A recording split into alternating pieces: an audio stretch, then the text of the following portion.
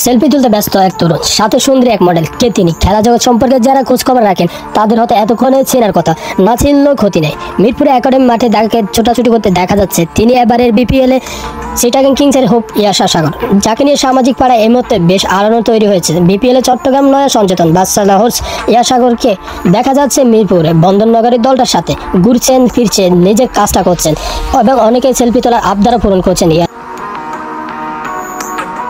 বিদেশি লিগগুলোতে সেটা হোক ক্রিকেট কিংবা ফুটবল, প্রায় সব দলেরই এক বা একাধিক পার্সোনাল হোর্স থাকে। মডার্ন দিক ক্রিকেটেও দেখা যায় এমন চিত্র।